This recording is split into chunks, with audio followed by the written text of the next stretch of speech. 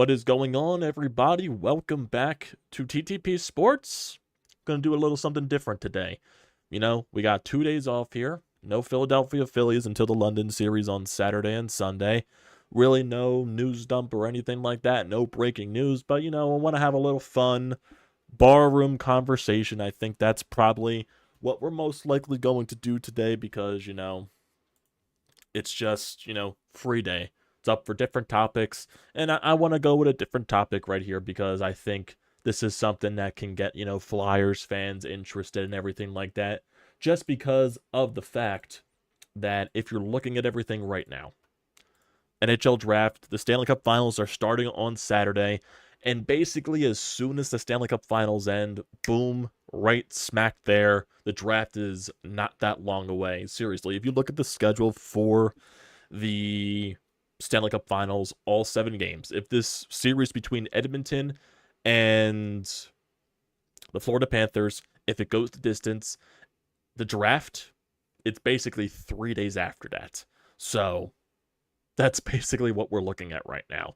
The draft, I believe, is on, the 28th of June, if I'm not mistaken. It's on a Thursday or a Friday, I believe. So it could be the 27th or it could be the 28th. It's one of those 2 days. And yeah, there's going to be a lot of interesting things to look at in regards to the Philadelphia Flyers and their draft selection, and possibly some other things that are going around with the National Hockey League, because there's definitely some intrigue out there. Some things, if you're talking about trades, if you're talking about, teams possibly moving up, moving down, like what player is going to fall, where the Flyers select, because this is not a really deep draft. This is really, basically after the first 2 or 3 picks, it's basically pick your poison of what player you want. And there's really no guarantee what player falls to the Flyers. And if you want this specific player, it's not guaranteed he falls to the Flyers. And it also could mean that he could fall to the Flyers because some other teams don't value him as high as, say, another team does. If you have a big board, just look lined up right here with all the draft picks. This one guy can be valued so high on your big board, but on 5 other teams' boards that are in that same draft range, they may have a little lower and may have some other guys valued higher on their draft board. So it's basically a crapshoot at this point. But I think you can have a lot of fun because I do believe for this offseason right here for Danny Briere, I think there's a lot of big things that he can do. The team was on the cusp of the playoffs last year, in the middle of a rebuild. Obviously, they completely overachieved, and it was a very fun year. Some other players stood out. Tyson Forrester in his rookie season took a big jump. Owen Tippett got that big extension, showed some flashiness, showed some progression in his game. Cam York took huge strides in his game, becoming a top defenseman for this team. There's still some question marks about Jamie Drysdale, but now he has a full off season with the Flyers, training in Philadelphia and all that stuff to be prepared for next season and basically everything else there. But there's still talks about Michkov, even though we really haven't heard anything in the past couple of weeks, basically, since the first few Michkov news sources that came out, and probably that may be for the best, even though Keith Jones and Dan Helferty, they spoke, I believe it was yesterday morning, yesterday afternoon, and of course they're not going to really say anything on Matvei Michkov. They're just going to play dumb with the entire thing, thinking that we would love to have Matvei Michkov here, but at this point we expect him to play the entirety of his contract. Basically, they're not giving any other answers because they really can't say anything because it's not in their hands. It's really in the hands of Michkov and his agent to find a way, and also between SKA, the team that owns his rights in the KHL. It's between those 3 parties in order for Michkov to either accumulate the money that he can to afford buying out his own contract so he can come over to the States and come over to the Flyers organization. And yeah, there's definitely in the higher ups of the SKA organization that do believe it might be best for Matvei to come over to the NHL. And there's definitely, if you follow the Hockey Hub Twitter, that was, breaking a bunch of all that stuff about Matvei Michkov, talking about how this specific KHL team, I believe it was SKA, the same team that owns Matvei's rights, they're making a bunch of signings over there in their free agency period. So maybe that could be a sign that, they're just putting all this space onto their roster and there's no space for Matvei Michkov. So maybe you put 1 and 2 together, that Michkov might be coming over to the Flyers very sooner rather than later. And, last year during the Stanley Cup Final, I believe, if I could be wrong on this fact, but I do remember it being before the draft. It could have been during the Stanley Cup Final, but that was the Ivan Provorov trade, the 3-team trade between the Flyers, the Los Angeles Kings, and the Columbus Blue Jackets, where the Flyers, they get Cal Peterson, they get the first-round pick, they send, Ivan Provorov to Columbus, they get all the returns back and all that stuff for that, huge 3-team trade. And I believe that was around the Stanley Cup Final, if I'm not mistaken, last year. And there definitely could be some other trades that happened during the Stanley Cup Final, because the whole Martin Necas thing with the Carolina Hurricanes, there's a bunch of reports that could go down either right before the Stanley Cup Final. I believe it was from Frank Saravalli of Daily Faceoff that trade could happen before the final, which would have to happen in the next 24 hours, because tomorrow is the last day before the Stanley Cup Final starts on Saturday night. Or it could happen during the Stanley Cup Final, because 100% Martin Necas is going to be traded from Carolina, because they're just in a huge cap crunch right now and they can't afford to sign every single person that was on the roster last year to a contract. So Necas is going to get traded. And then you get up to the NHL draft, everything happens there, and which is going to get to the topic tonight, which we're already 7.5 minutes into the stream, and I took very long to get to that, but this is just, there's so many things going in my head about this entire thing, and you don't have to focus on the Phillies every single day. And now that they have 2 days off, I'm able to process this stuff through my head and just, have this fun little bar room, side room conversation here just on, like, what the Flyers' priority should be in this upcoming NHL draft. Because obviously, when I bring up the Martin Necas stuff, obviously the Flyers are going to be involved in that. I believe it was already brought up from Anthony DeMarco from the fourth period. The Flyers are obviously involved in that situation with the Carolina Hurricanes, as other many teams as well. I believe the Montreal Canadiens are involved. They're definitely trying to go heavy towards Necas to get him on their team. But if you're also looking at some other things just that revolved around the NHL draft, especially in the top 12, the top 15 selections, there's definitely a few teams that are probably willing to give up that first-round pick, that top pick, because some teams are desperate. Some teams were definitely, not expecting themselves to be that high in the NHL draft in the first round specifically, and or other teams, they don't value the first round pick as much because they believe they're in the next stage of their building process and they want to try to compete to get into the playoffs, and they don't think a first round pick, they want proven NHL talent at this point, and they might be willing to move that first round pick for a cost. And there's definitely some teams in that top 15 selection that maybe the Flyers can work with, that I would definitely be very intrigued in seeing what Danny Briere and Keith Jones can do, possibly moving up in the NHL draft, and not necessarily even using the 12th pick. That's where I want to try to bring this in. It's going to be very, very difficult to not use the 12th overall pick. That's very obvious. But there definitely could be a world, maybe, where they don't use that 12th overall pick, and maybe they can find a way to get 2 picks in the top 12 of the draft. Obviously they have the 31st or the 32nd overall pick from the Florida Panthers, bearing on if the Panthers win the Cup or not, because I believe if the Panthers don't win the Cup, it's the 31st pick, and if the Panthers do win the Cup, it's the 32nd pick. So I wouldn't be shocked if Danny Briere tries to utilize that trade in a package to maybe move up in the draft, or to utilize that pick to possibly, in a hockey trade or something like that, to get proven NHL talent onto the roster. Because I do also believe that Elliot Friedman or something, it was one of the NHL insiders that were talking about the Philadelphia Flyers in specifics, that they're probably not going to be big players in free agency, obviously, but they're definitely willing to do many hockey trades throughout the offseason, and I feel like that's where Danny Briere can definitely strike into getting some other talent for this roster and maybe cracking at some desperate teams. I think that's where Danny Briere is going to focus, and there's definitely some players on this roster that are most likely going to be revolved around the trade rumors. It's just an obvious thing, Rasmus Ristolainen has been revolved around in trade rumors basically since this season passed and everything like that.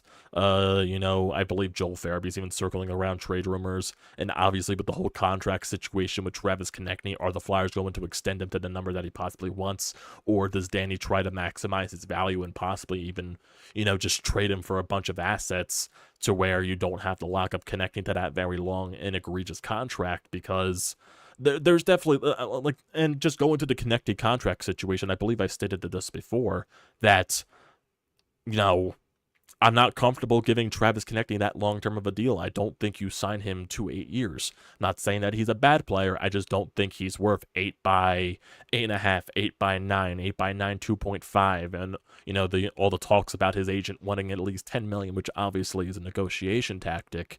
But obviously, I don't think TK is worth that absurd amount of money to where you tie yourself up into that situation. You might be tying yourself up into a bad contract, because that's going to put a boatload of expectations on Travis Konechny, because at this point, Travis Konechny, he's coming off of 2 30-goal seasons.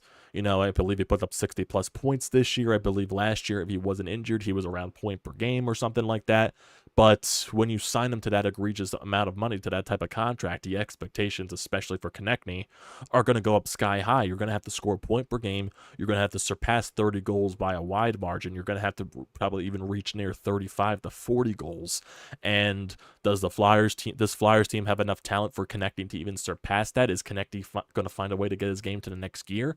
I have no idea. Those possibilities could be there, but there's also a chance for those possibilities to not happen, and Travis Konechny stays the exact player which he is right now, which is not a bad player in any aspect. It is a good player in this league, but is it worth the contract of possibly what he could get for an extension, or whether in free agency or something like that? Obviously, those are, you never know how a contract is going to age out. You never know if he ages gracefully. You never know if he's going to age very poorly. You never know if he's going to turn into a Brad Marchand. You never know if he's going to turn into a Cam Atkinson, where those one contract ages really good, and Brad Marchand became one of the best players in the league as he just kept getting older. Or you turn into a Cam Atkinson, where you have a few nice seasons in there as you get older, but then eventually you just completely fall off a cliff, and you're just not existent at this point. And that's where completely two different situations, where people like to compare Travis Konechny to. A lot of people like to say, oh, Travis Konechny could be as good as Brad Marchand, and other people could say, oh, Travis Konechny could be as detrimental in the future as a Cam Atkinson, because obviously with the way TK's game is played, he's very aggressive. He likes to get into the forecheck. He likes to use his speed, utilize his skill and speed off the rush. That's where he factors into a lot of his goals off the rush, specifically on the penalty kill and everything like that. And obviously as you get older, your speed starts to dwindle. You're not as fast on your feet as you are, in your 20-year-old age, where Travis Konechny is right now. And yes, it's not going to be a drastic drop off with Travis Konechny. That's the obvious fact right there.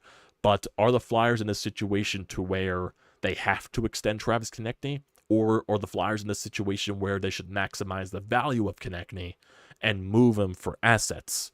Because yes, especially with the way the season's gone, will it change the direction of what this front office does? I don't think it will. I think they're going to still stick to the path that they, that they already mentioned before the season even started. Yeah, they got a nice nucleus of young players that are on the roster right now, but I do believe they want to infuse the roster with even more youth and even more talent.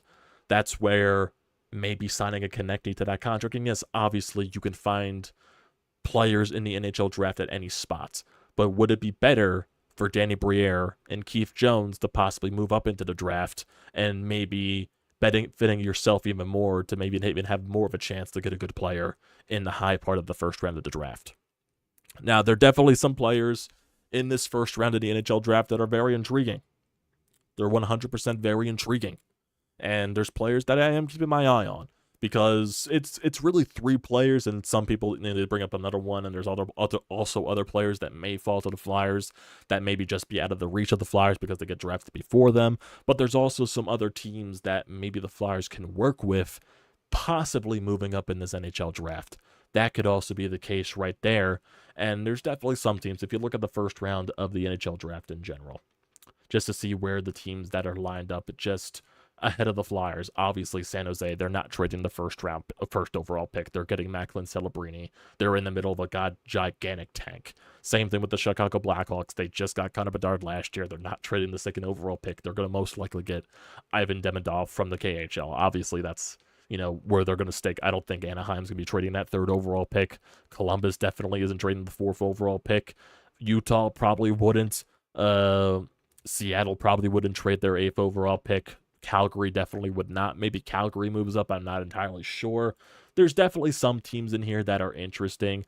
Would the Montreal Canadiens be willing to move with the 5th overall pick? There's definitely from Kent Hughes, their GM. He's definitely stated they're open to business with the 5th overall pick. They're not necessarily going to stay in that selection if something comes their way that intrigues them. And the Ottawa Senators, they got a whole boatload of talent on their roster, even though now there's even rumors about them possibly trading Brady Tkachuk, Chychrun and all that stuff. They're going through this entire roster, and they might make a big trade, so maybe Ottawa's not even comparable to that list of maybe even wanted to move the 7th overall pick. But, a team like the New Jersey Devils, they were expected to be a Stanley Cup contender this year, and they completely fell flat on their face because their goaltending situation was just absolutely dreadful, and also all combined with all the injuries. They 100% were not expecting to be in the 10th overall pick situation. So I would 100% see the New Jersey Devils be willing to move their draft pick. Obviously, they're probably not going to trade the draft pick in division to the Flyers. I would assume they'd be most likely willing to trade that 10th overall pick for a goaltender, because obviously there's been so many rumors with the Devils and trading for a established goaltender in this league. A Jacob Markstrom from the Calgary Flames, a UC Saros from the Nashville Predators. There's going to be so many ties with those goaltenders in the New Jersey Devils that they even find a way to get one of those two guys. I think it's going to be more Markstrom over a UC Saros, because I do believe Saros wants to stay in Nashville, if I'm not mistaken. There's already talks with the contract extensions and everything like that Saros might be waiting for Igor Shesterkin to get a contract extension to see what Shesterkin's numbers are going to be like and try to compare himself to that contract extension, which I believe is absolutely hilarious, because UC Saros, he's a really good goaltender. He's not Igor Shesterkin. Igor Shesterkin is probably going to be surpassing Bob's contract of what Bob's making for the Florida Panthers, and Bob's making $10 million a year. Shesterkin's definitely going to make way more than that unless he takes a pay cut, which would be stupid of him, in my honest opinion. Shesterkin, that is. He definitely should not take a pay cut with the Rangers. He should be going after all the money that he could possibly can, because I believe he's not one, if not the best goaltender in the NHL right now. And that's, coming from a Flyers fan, he definitely is probably the best goaltender in the NHL, Igor Shesterkin is. But also the Buffalo Sabres. The Buffalo Sabres are very interesting. They're very desperate. They are 100% desperate. They haven't made the playoffs in over 10 years at this point, 13 years or something like that, closing out on 14, 15 or something like that. They're desperate. They got a nucleus of young talent on their roster, and for some reason they just can't figure it out. They can't get over the hump. They're stuck in mediocrity. They're stuck in the draft lottery, not winning the draft lottery. Now they're in that 10 to 15 range where they just can't find themselves out of it. Everyone was expecting Buffalo to take a big step this year in terms of making the playoffs, and they fell flat on their face, and they were the same Buffalo Sabres that everyone expected them to be. They show flashes of their talent, but they can never hit that next gear in becoming a contender to make the playoffs. Not a full-blown Stanley Cup contender. You got to make the playoffs first before you can establish yourself as a Stanley Cup contender. But right now, Buffalo's just stuck in that Tweenersville, and they just can't find themselves out of it. And next year is definitely a huge pressure season for their entire front office, for the team in general, because what happens if they don't make the playoffs again next year? Do they just blow it up again and start all over, and you're going maybe 20 plus years of not making the playoffs? I don't think Buffalo wants to do that. I think they want to do everything physically possible to make the playoffs. They got a boatload of prospects. They got a boatload in their farm system. I don't think they care about prospects at the end of the day. They are ranked as one of the better prospect systems in the National Hockey League.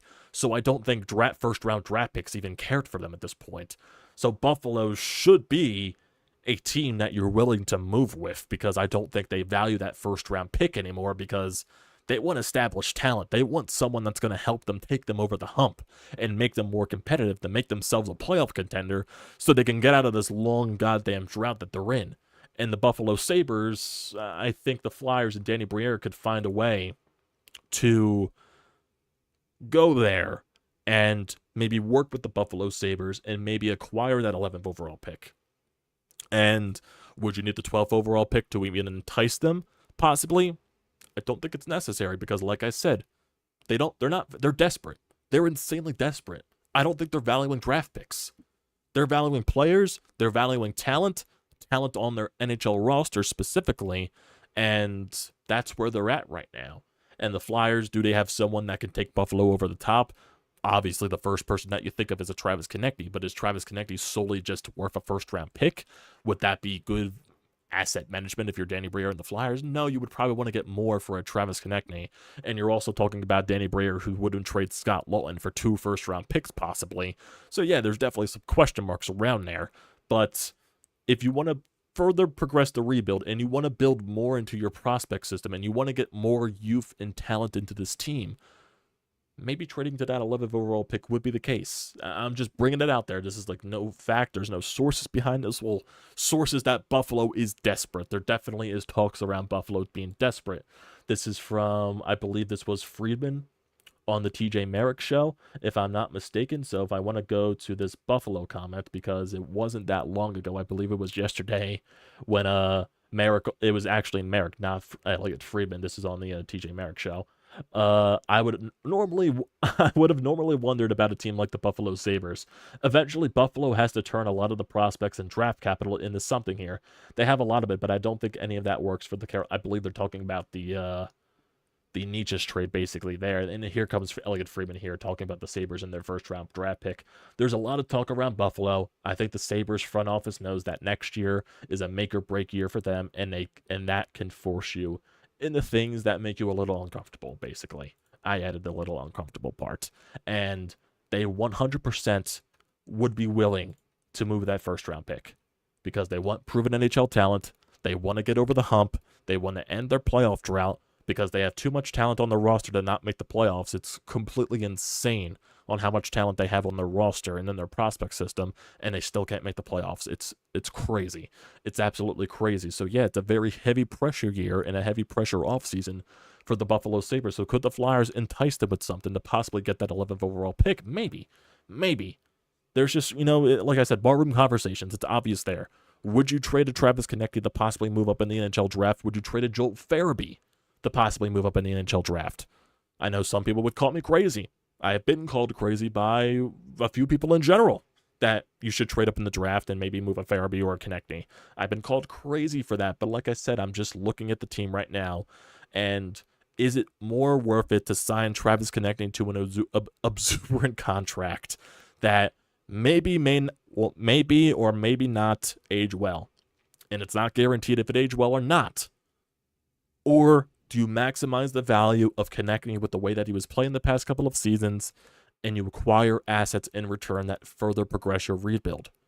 Obviously, then people would argue back and forth. Okay, if you're trading Travis Konechny, then the assets that you're getting back for Travis Konechny have to turn at least into the production that Travis Konechny gives you. And yes, that is obviously 100% true. You can't trade Travis Konechny and then the player that you draft picks that come in return, or prospects that come in return for Travis Konechny, they don't do anything and they don't pan out well and they don't turn into the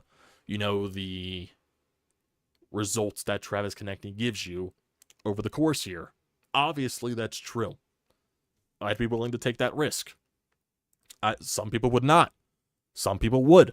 I'm in that case where I'd be willing to trade Travis Konechny to maximize his value and maybe utilize that to move up in the NHL draft. Obviously, I don't think you just trade him straight up for the first-round pick. I think Travis Konechny would get you more. And Buffalo, they're desperate enough. I don't think they're that smart of a front office or that smart of an organization. They're desperate. And when you're desperate, you tend to do stupid things. And maybe Buffalo, they'd be willing to give up a little more for Travis Konechny because they're just that desperate to make the fucking playoffs. So I think you need to work with a team like Buffalo and maybe take advantage of them because they're that desperate. And I think Danny Briere should be able to do that, and I think Danny Briere should do that. Now, will he? That's a big question mark. I'm sure they're still fully involved in the entire Matvei Michkov's saga and everything like that. Obviously, like everyone's saying, it's going to happen at some point in June where we'll find an answer if, Matvei Michkov does come over to the Flyers. And I think, whether Matvei Michkov does come over or not, that'll pinpoint what the Flyers are exactly going to do this offseason, even though I don't think it should impact it at all. I think if Danny Briere has a plan that he wants to go through, then Michkov or not, then you go through with that plan. But right now, I think if you're looking right now at maximizing your value, I think you should take that risk and maybe move up in the draft. I won't be pissed if you don't do it, then you have to find a way to hit with your other draft picks, or you find a way to utilize that 30-second, because are the Flyers going to stay at 32? I have no idea. I don't think they do, my personal opinion. I would think they trade up regardless. It's how you utilize those picks. And yeah, there's definitely some players around here. There's definitely some players around here that could fall to 12, that are around that 12 range, that really interest me. Obviously, there's 3 people in my personal opinion that do interest me. And I'm not sure if people know this about them or anything like that, because obviously no people are going to go into depth with the NHL draft. They're just going to wait until NHL draft day, and they just wait for the scouting report and everything like that on these certain players. But right now, if I'm just looking at 3 specific players, if I was going to put them in a list on how I would want them, it's 3 players specifically. The first player, if the Flyers were just to stay at 12, and obviously, yes, they can move up in the NHL draft as well. Maybe they get that 11th overall pick and they don't have to move 12 and they get 11 and 12. You can get 2 of these 3 players, maybe. Maybe. Like I said, barroom conversation. It's not a guarantee. First player that I'm looking at right now, it's Berkeley Catton. Berkeley Catton, he's 18 years old, plays in the CHL, Spokane Chiefs. He's a forward, on the smaller side, 5'11", but that shouldn't matter in the eyes of Danny Briere. He's ranked a bunch of different situations across all scouting reports. You know, as elite prospects, they have him at 8 overall. Bob McKenzie has him at 10. Craig Button has him at 14. I believe the NHL Central Scouting has him at 8. Daily Faceoff has him at 6. So he's basically in that, 7 to 12 range, basically, where he could possibly fall. And that's the way with this specific NHL draft. There's not a consensus pick besides maybe the first 2. It's really just a crapshoot the rest. Not saying these players are bad. It's just that you don't know which players are going to go where, because it's not that deep of a draft.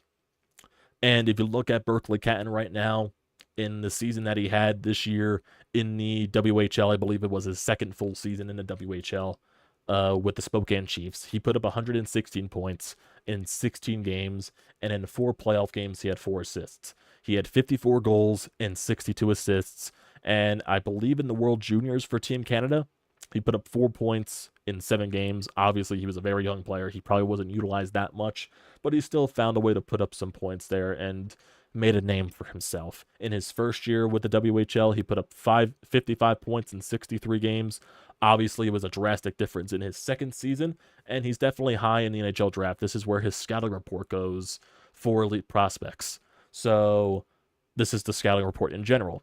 Whether it's a well-timed charge into space to present himself as a shooting option off the pass, or baiting a defender into a poke check before curling the puck around their stick and beating the goaltender cleanly at range, Catton's always got the tool for the job. He's blessed with a full arsenal of releases in his toolkit and has the intelligence to use them in their most effective ends. A lot of people describe, Berkeley Catton. He likes to get up in the rush. He likes the forecheck. He likes to utilize both sides of the game. He likes to score. He can also dish the puck as well. He's a very good guy, basically, on both sides of the scoring sheet on assists and points. And he's a forward. I believe he projects as a center. And I believe if you pair that type of offensive talent, possibly, with a Matvei Michkov, it could definitely bode very well. I just like the overall style of game. I watched a few highlights of Berkeley Catton as well. Definitely, with the energy that he plays with, because Matvei Michkov plays with a high energy as well, with the way that he gets into the forecheck and just becomes a pest down there. I think he would work well with a guy like Matvei Michkov. Other guys, obviously, that are on my board, and this is another center projected forward as well. This is from Europe, actually, from Liga. He is Konsta Helenius.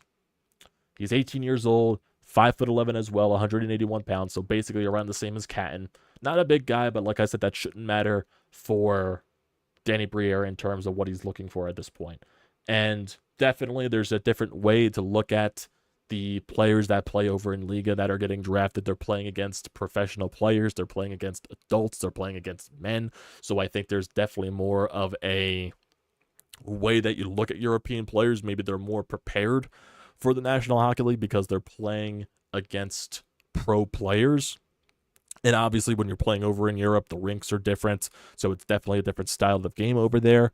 But maybe these type of guys from Europe are more NHL ready than, say, a guy that you're drafting from junior or drafting from college or something like that.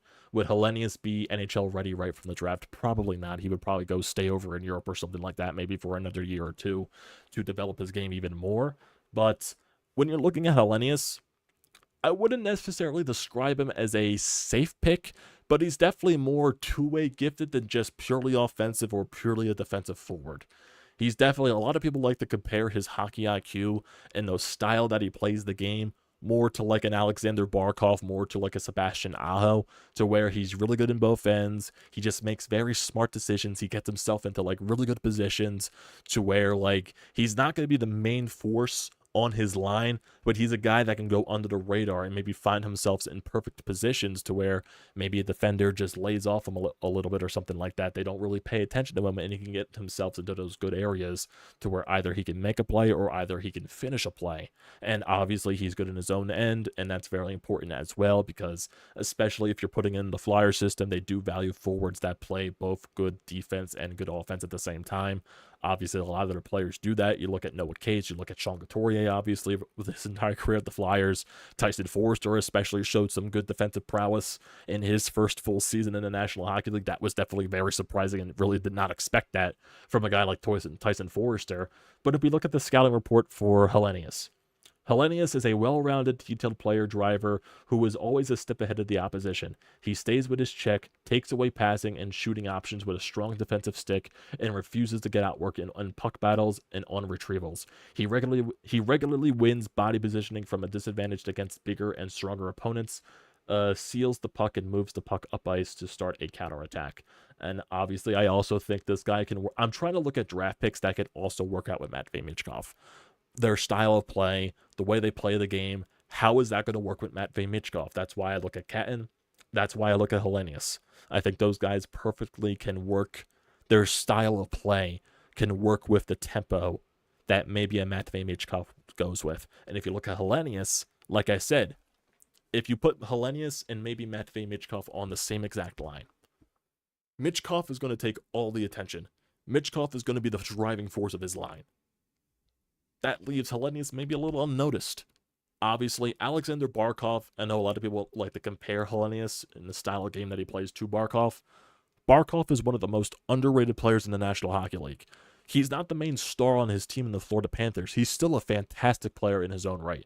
Matthew Tkachuk's the star. Verhaeghe's the most clutch guy in the world. They have great guys on defense. And then sometimes Barkov still goes a little unnoticed. The dude's a Selke contender. He's a fantastic player, and I still believe he's probably like the third or fourth best player on his team. And that's no knock on Barkov. He's fantastic. He's a fantastic player, and probably if you put him on any other team in the National Hockey League, he'd probably be their best player. If you put him on the Flyers right now, obviously he would be their best player. That's how good Barkov is. But he still goes under the radar because they still have other guys that take the attention away from him. Specifically, and also because he's well-rounded in the two-way game, which is why he's a Selke contender year after year. And that maybe is why it would bode well for maybe a Hellenius to play next to a Michkov if you do draft him. And then obviously the next guy that I'm looking at is Cole Yzerman. If you know Cole Yzerman, he broke Caulfield's record for scoring totals in the National Development Program. Just completely just shattered those records. He scored goals. That's what he is. He's a goal scorer. Scores a boatload of goals, just a goal scorer. He also has some playmaking to his game. In the USHL this year, he put up 34 points, 25 goals. In the National Development Program this year, he put up 89 points, 58 goals. In 22-23, he put up 28 goals. He's just a pure goal scorer. And in the World Junior Tournament, the under-18 tournament, I believe he put up 9 goals in 7 games. Pure goal scorer. Pure goal scorer. And if you look at his scouting report, Yzerman has an automatic release that he can fire off from the pass from any physical position at any corner of the offensive zone. Yzerman's game also has a physical dimension that often goes underappreciated.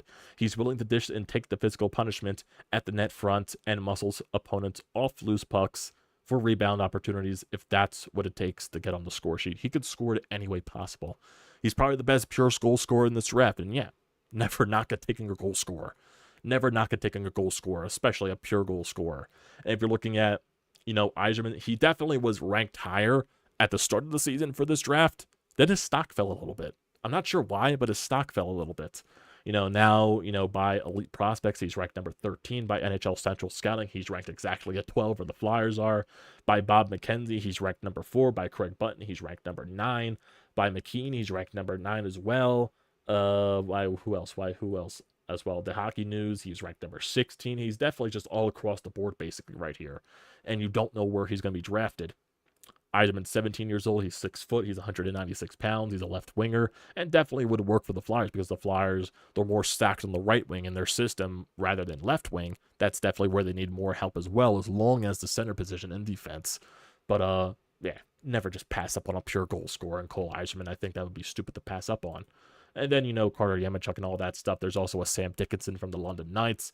Obviously, you have the connection with the London Knights and Oliver Bonk and Denver Barkey.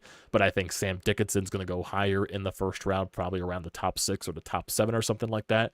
I'm not sure if the Flyers are going to move into that high a position. I know Keith Jones is very high on the London Knights, and he loves their players from that organization. And obviously, he's probably very high on Sam Dickinson. I think Jonesy would love to get a guy of caliber like that. But I don't think the Flyers are going to move up that far into the draft. But if I'm just looking at players right now, it's mainly Catton, it's Yzerman, and it's Hellenius. Maybe Carter Yemechuk possibly. He's a defenseman. He shoots right. Obviously, the Flyers really value right shot defensemen. They've been talking about that for years at this point. For the Calgary Hitmen, he put up 71 points in 66 games this year. So that's basically very high on that stock. If you look at Yemechuk at this point, he's ranked 13 by consolidated ranking. He's ranked 17 by Elite Prospects, 12 by McKenzie, 11 by Craig Button. By NHL Central Scouting, he's ranked number 11. So obviously these guys are in the top 12 of the draft.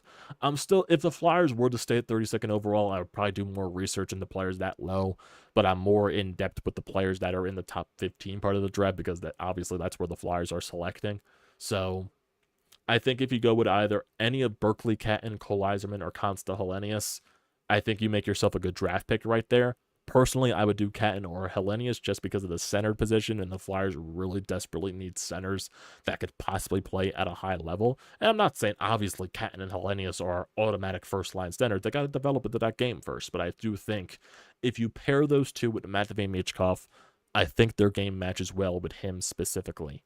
And I think that's what the Flyers need to specifically look at. And I think they do look at the Matvei Michkov angle as well.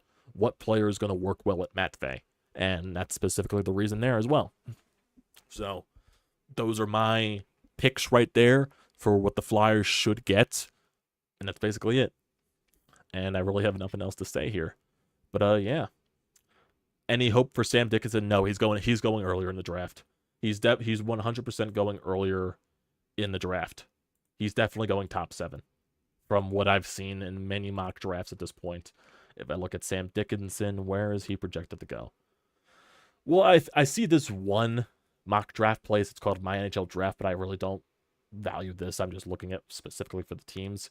They have Sam Dickinson falling to the Flyers, but if I look at Sam Dickinson specifically, I don't think he's projected to fall that far, in my honest opinion. If I look at his Elite Prospect page, obviously he's a defenseman, very good. Played on a very good London Knight team with Oliver Bonk. He's 6'3", 194 pounds. Looking at where he's ranked by a lot of systems, he's ranked 10th by Elite Prospects. He's ranked 7th by Bob McKenzie, 8th by Craig Button, 7th by NHL Central Scouting, ranked number 2 by McKean.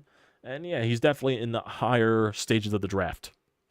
His scouting report: Dickinson can mirror footwork in close, take away space, and step into opponents to get stops.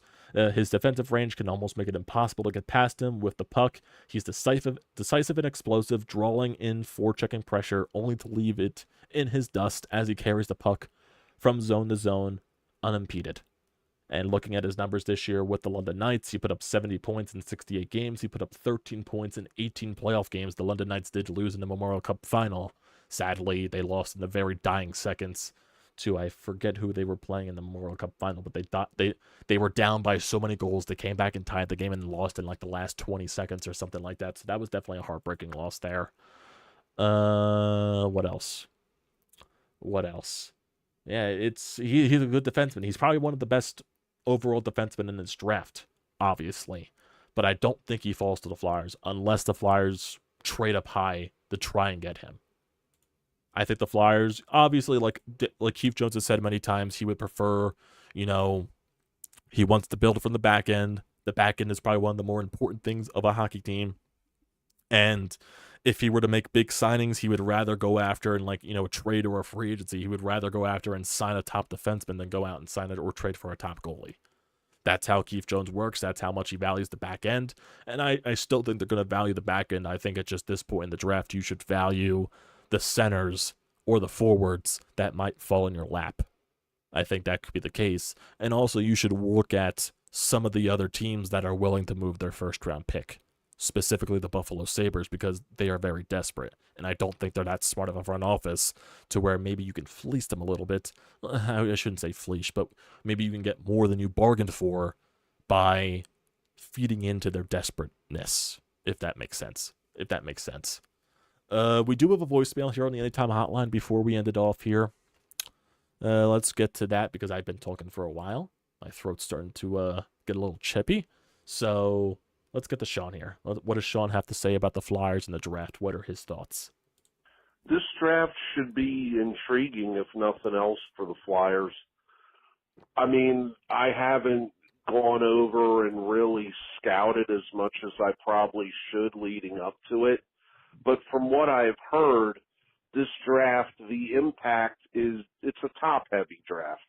Once you get past the first 7 to 8 guys, then it's pretty much, you know, solid players, but nobody that's going to be real mega impact. And that's where I think the Flyers are going to look to make a move. I mean, you're bringing Mitch Cobb in whenever that may be. You want to surround him with elite talent. Briere has shown that he's not hesitant to make a deal, and you have the ammunition with the 2 first-round picks and even maybe players like a Konechny that you can dangle in trades to move up and add to that. I mean, you know, when you've got guys that are projected there where the Flyers are picking now that are supposed to be, like, let's say a Couturier, a solid player, steady player, professional player, but not going to, you know, shake the team in terms of impact, I think you're looking to do better than that. So that's where I'm at. Yakimchuk intrigues me on the defense. I will say that. But I do think Dylan Danny is going to look to strike in this draft, and I wouldn't be surprised if the Flyers move out of 12 to 13, wherever they're at, and move up the boards. Probably not top 5, but maybe around 7 or 8. I wouldn't be shocked either, Sean, but like I said with the whole Buffalo, I don't think you need to move 12, especially if you're trading for Buffalo's pick.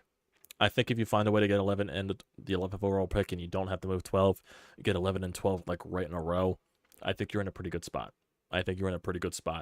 Because like I said, I do value some of the forwards that might fall to the Flyers, specifically like Ketten, Hellenius, and Yzerman, because those guys might fall down the board because some people just don't value the same way.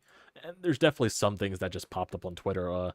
Grant McCaig just said that the Flyers are not going to draft Ketten or Hellenius, or he's in his mock draft, he's saying that the Flyers are not going to draft Ketten or Hellenius just because they can't draft another forward that's 5'11" or something like that because they took Mitchkov last year. That should not make any difference in the world. It does not matter. I hate when scouts try to value players that, oh, you can't draft him because he's short. Short players can succeed in the NHL. It's 100% true. There's also some things here that just popped up from Adam Killiman. Jamie Drysdale is expected to be ready for Flyers training camp after surgery for a significant injury. Interesting. I'm sure it's the injury that he was dealing with last year before the season ended. So if I'm looking like here, let's see. So this was, okay, so Briere talked at the scouting combine actually today. Interesting. I wish I knew that. I 100% wish I knew that. Apparently he did talk. Okay. So Jason Martinez, okay, someone mentioned it right here. So Jason Martinez talked about it on Flyers Daily. So this was He believes that Drysdale is already nearly 100%, and that wasn't like the ghost or the G surgeries, much less invasive. Okay, so people should take patient and long-term views with him. So they're saying it's a significant injury, but Jason Martinez said he's closer to 100% than not. Okay, interesting. Okay, Briere was basically talking about this right now. Briere talking about, Travis Konechny. Briere quoted that if there's something we would like to make it happen to keep him a flyer for the rest of his career, we'd be excited with that. Obviously.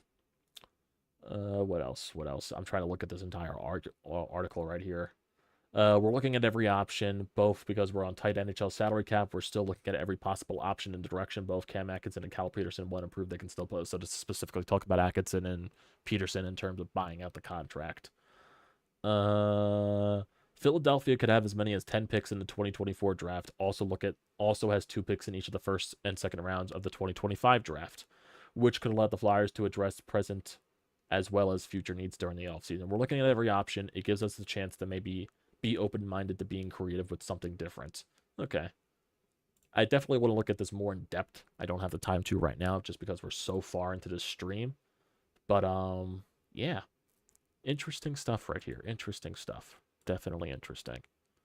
But, yeah, we could definitely talk more as we get closer to the draft. No doubt. No doubt. I'm sure Danny Briere has something lined up for the draft. I'm sure he does. He made a big trade during the Stanley Cup final last year. Made a big trade last year. I wouldn't be shocked if he tries to do that again. What else? What else? When did the Phillies play in London? They play Saturday and Sunday. That's when they play. 1 o'clock on Saturday and 10 in the morning our time on Sunday because of the time difference. Who do you think wins the Cup, and are you going to watch? Oh, I'm 100% watching the Stanley Cup final. Who do I think's going to win? Who do I want to win specifically? I don't care who wins the Cup, actually. I'm just very happy that it's not the Rangers in the Cup final, and I really didn't care if Edmonton or Dallas made it. I probably preferred Edmonton just because of the McDavid factor, so this is probably the perfect final matchup for me, and I really don't care who wins. Who do I think is going to win? It's tough. It's tough. On paper, everything says the Florida Panthers that should mop the floor with the Edmonton Oilers. I shouldn't say mop the floor because McDavid and Draisaitl should give them a little bit of tough competition. But Edmonton's power play has been so dynamic this playoff. Their penalty kill has been very good too. I don't know why. I just had this gut feeling that Edmonton's going to win. I have this gut feeling that the Oilers are going to win. I just do. I just really do. How deep is 2025? It's supposed to be way deeper than this draft. Way deeper. And that's good because the Flyers do have 2 first-round picks in that draft as well. If Bobrovsky wins the Cup, is he a Hall of Famer? I think he's a Hall of Famer regardless. He has the hardware. He just really doesn't have the Cup. I think he's a Hall of Famer regardless because he has, 2 Vezina trophies. He's been a really good goaltender for a very long time. I think he should be a Hall of Famer regardless. Yeah, but if he does win a Cup, that really just cements himself being a Hall of Famer, in my honest opinion. I think it does. But, yeah, I think that's where we should end it off. Very long stream, Good stuff here, boys. Good stuff. What else? What else? The Oilers trap could be a comeback if dead puck error. God. But, yep, that's where I'm going to end it for tonight, folks. This was about 50 minutes of me rambling. So I appreciate the people that did tune in if they did. So, yeah, don't forget to leave a comment in the comment section down below. Don't forget to drop a like. Don't forget to hit that subscribe button. It does me a great deal of service. And also use the code TTPSPORTS, $20 off your first purchase at SeatGeek. Great deal. Don't pass it up, guys. I appreciate everyone for joining tonight for the little barroom conversation, a little fun chat here. And, yeah, we'll be back for Phillies recaps. We'll probably not do anything tomorrow. Just like I said, bearing any breaking news, it'll definitely just be back for Phillies recaps Saturday and Sunday. So, yeah, enjoy tomorrow, everybody. Enjoy your weekend, and hopefully we get some good Phillies action against the Mets